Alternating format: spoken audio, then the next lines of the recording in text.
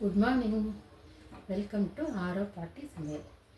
இன்றைக்கி எங்கள் வீட்டில் வந்து சொரக்காயும் பாசிப்பருப்பும் போட்டு ஒரு கூட்டு செய்கிறேன். ரொம்ப சிம்பிளாக தான் இருக்கும், ஆனால் நல்லாயிருக்கும். பாருங்கள்.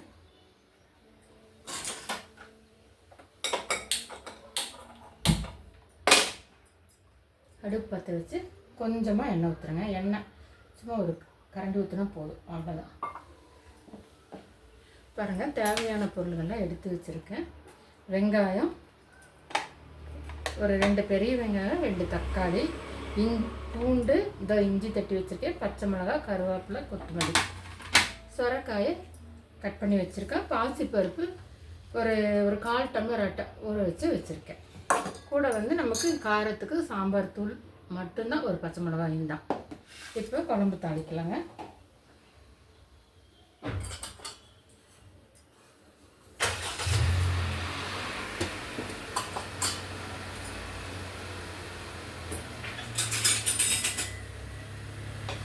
இன்றைக்கி சப்பாத்திக்கு சைட் டிஷ்ஷாக இது செய்கிறேன் நான்.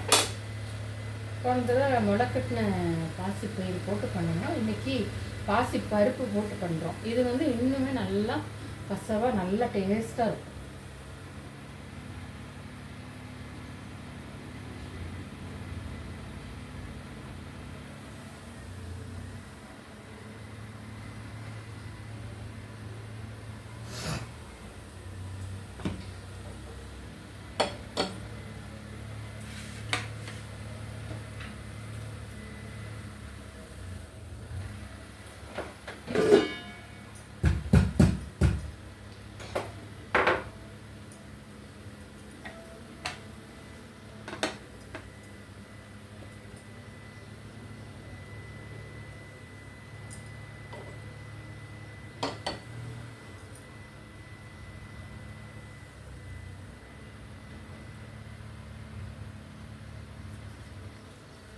கருவேப்பிலை போடுறேன், பச்சை மிளகாய், பூண்டு, வெங்காயம் கட் பண்ணி வச்சுருவேன்.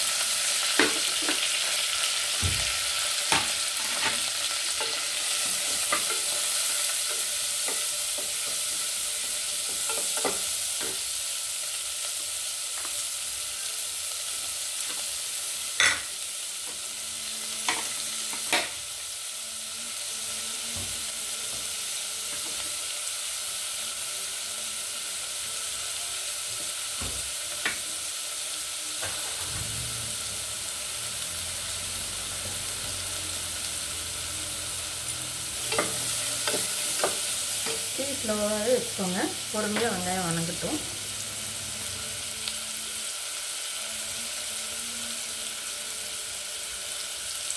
பெரிய தக்காளியாக இருந்தால் ஒரு தக்காளி போதும். சின்ன தக்காளியாக இருக்கங்காட்டி நான் 2 போடுறேன்.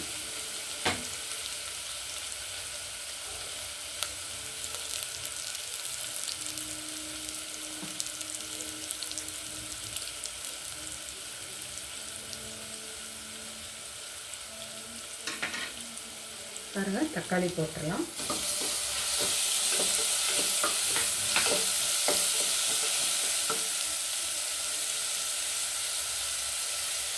கொஞ்சமாக பெருங்காயத்தூள் போடுறேன், ரொம்ப போடக்கூடாது.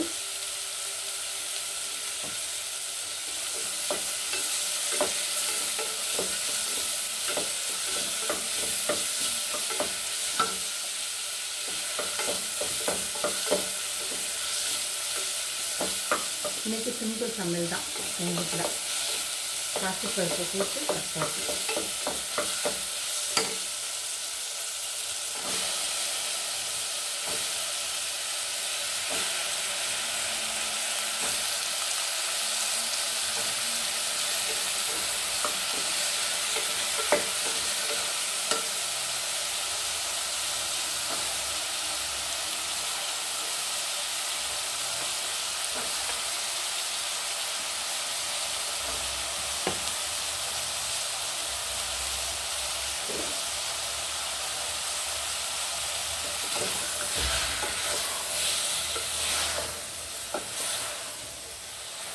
பாருங்கள், ஊற வச்ச பாசிப்பருப்பு ஒரு 1/4 டம்ளர்.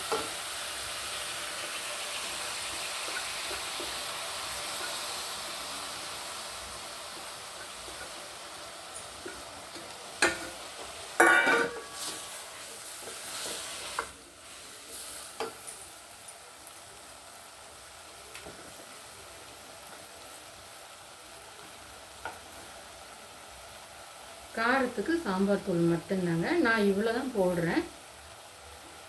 இன்னும் கொஞ்சம் கூட போடலாம். உங்களுக்கு காரம் ஜாஸ்தியாக வேணும்னா, நல்லா குழம்பாட்ட வேணும்னா இன்னும் கொஞ்சம் போட்டுக்கலாம். மஞ்சத்தூள்,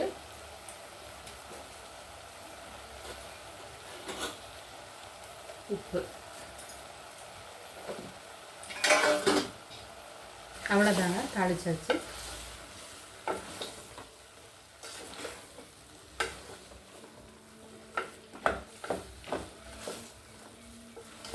நல்லா எல்லாம் பரட்டி விட்டுட்டு பாருங்கள், இது மூழ்கிற அளவுக்கு தண்ணி ஊற்றினீங்கன்னா போதும். நிறைய ஊற்ற வேண்டாம், ஏன்னா தக்காளியும் தண்ணி விடும்.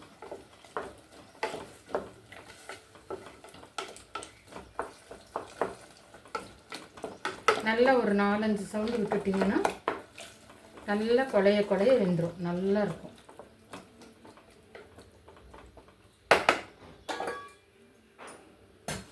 பாருங்கள், நம்ம கிரேவி தாளிச்சாச்சு. நம்ம வெயிட் போட்டு 4 சவுண்டு வரட்டும்.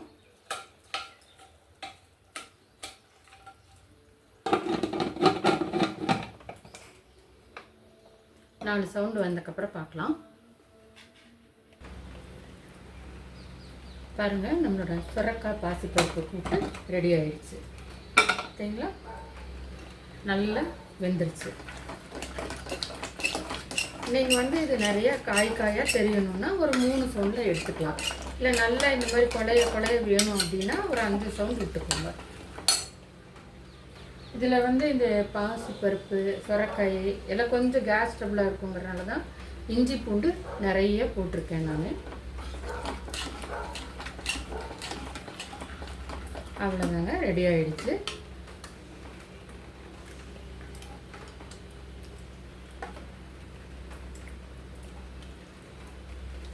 பாருங்கள் எப்படி இருக்குன்ட்டு.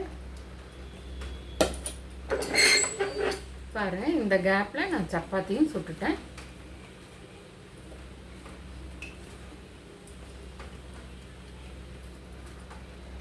சப்பாத்தி சுரக்காயும் பாசிப்பருப்பும் வச்சு ஒரு கூட்டு சூப்பராக கம கமன்னு வாசம் அடிக்குது. சூடாக இருக்குது. வாங்க ஆரோப்பாட்டி வீட்டுக்கு சாப்பிடலாம். வீடியோ பாருங்கள், நீங்களும் சமைச்சு பாருங்கள். உங்களுக்கு பிடிச்சிருந்தா லைக் பண்ணுங்கள், ஷேர் பண்ணுங்கள், கமெண்ட் பண்ணுங்கள். தேங்க்யூ.